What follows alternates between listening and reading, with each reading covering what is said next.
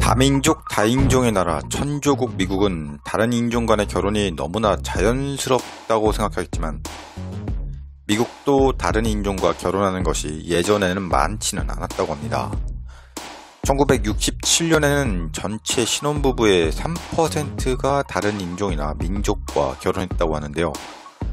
그러나 그 이후로 국제결혼 비율은 꾸준히 상승했습니다.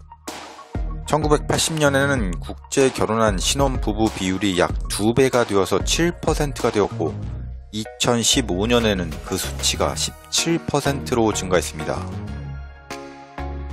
미국만 보더라도 결국 다른 나라, 다른 민족과 결혼하는 것이 안정화되거나 증가하는 것에도 어느 정도 시간이 걸릴 수 있다는 것인데요. 우리나라도 예전보다 점차 국제결혼 커플이 증가하고 있는 추세입니다. 그렇다면 우리나라의 국제결혼 트렌드는 어떨까요? 2021년 국제결혼 건수는 13,000건입니다. 2020년 대비 14.6% 감소했지만 전체적으로는 2000년대부터 증가세라고 합니다. 외국인과의 혼인 중 외국 여자와의 혼인 비중은 68.6%로 9,000건입니다. 중국, 태국, 베트남, 일본, 필리핀 여성과 결혼하는 경우가 많았고요.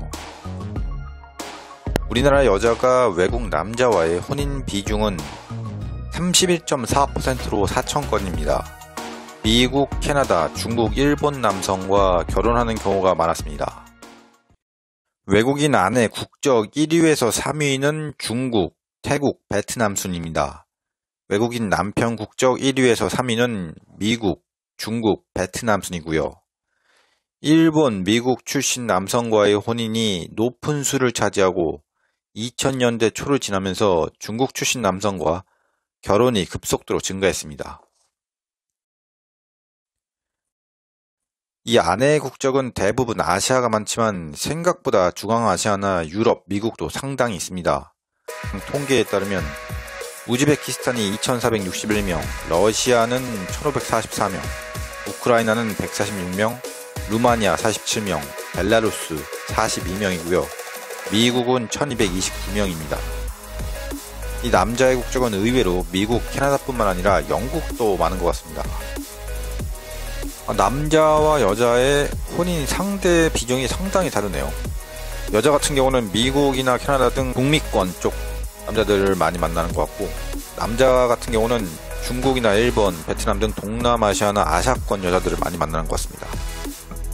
의외로 벨라루스 여자와 결혼하는 사람들도 꽤 있네요. 저는 거의 없는 줄 알았는데 의외로 있네요. 이게 루마니아도 있고 우즈베키스탄은 상당히 많습니다.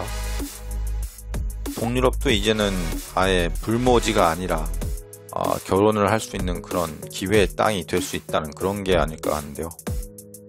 그래도 아직까지는 만날 수 있는 그런 기회가 어렵긴 하죠. 지역별로는 전체 혼인 중 외국인과의 혼인이 차지하는 비중은 서울, 인천, 충남 순으로 높았고요. 세종, 대전, 울산 순으로 낮았습니다. 이 국제결혼 후에 이혼이 의외로 많더라고요. 2021년 국제결혼 이혼은 6,000건 정도입니다. 외국인 여자와의 이혼 비중은 69.9%로 4,000건이었고요. 외국인 남자와의 이혼 비중은 30.1%인 2,000건 정도입니다. 안 돼! 이혼 남성 외국인이 많은 나라는 중국, 미국, 일본입니다.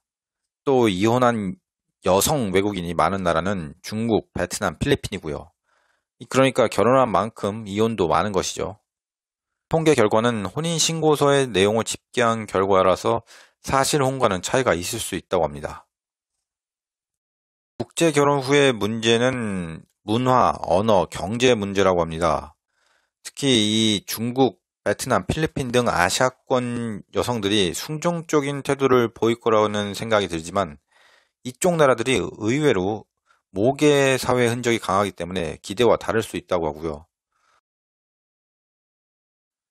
이 양성평등의 가치를 중요하게 생각하기 때문에 나이나 경제력 등으로 무시하면 갈등이 커진다고 합니다. 그리고 많은 사람들이 한국에 오면 남편이나 아내가 한국어를 배울 거라고 생각하지만 10년 넘게 한국에 살아도 제대로 한국어를 구사하지 못하는 경우가 있다고 합니다. 특히 저학력일 경우에는 제대로 된 의사소통을 위해서 한국어를 가르쳐 주는 것이 중요하지만 본인의 노력이 없으면 어려운 부분이기도 하고요. 한 논문에 따르면 국제결혼 부부의 이혼 확률을 한국인 부부와 비교해보면 연령이나 교육 수준, 이런 개인적 특성의 격차가 클수록 이혼 가능성이 높다고 합니다. 남편보다는 아내의 출생 국적이 해외일 때 좀 더 이혼 위험을 갖는다고 하는데요.